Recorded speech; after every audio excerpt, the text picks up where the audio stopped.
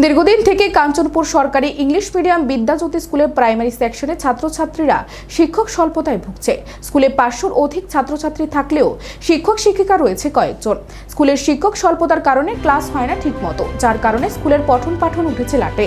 তাই আজ বাধ্য হয়ে সকাল থেকে কাঞ্চনপুর সরকারি ইংলিশ মিডিয়াম বিদ্যাজ্যোতি স্কুলের প্রাইমারি সেকশনের সকল ছাত্রছাত্রী সহ অভিভাবকরা মিলে কাঞ্চনপুর মহকুমা শ্রীরামপুর জেল রোড সংলগ্ন এলাকায় কাঞ্চনপুর ধর্মনগর সড়কে অবরোধ কর্মসূচি বসে।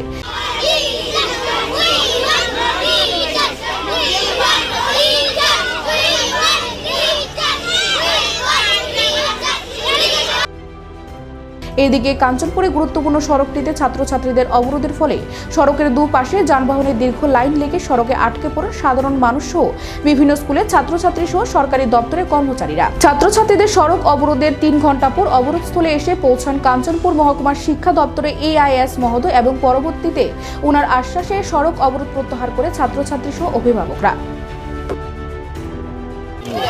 ক্লাসের মধ্যে মাস্টার হলো ছাত্র ছিল 600, তো মাস্টার তো 60 জন, অতটি ক্লাস তো তারা করতে সম্ভব না ক্লাস করানি।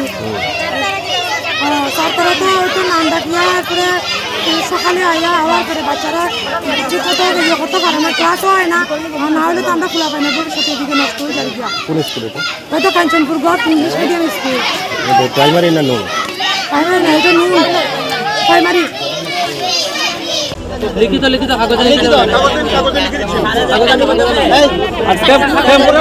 দিলে হইতো না।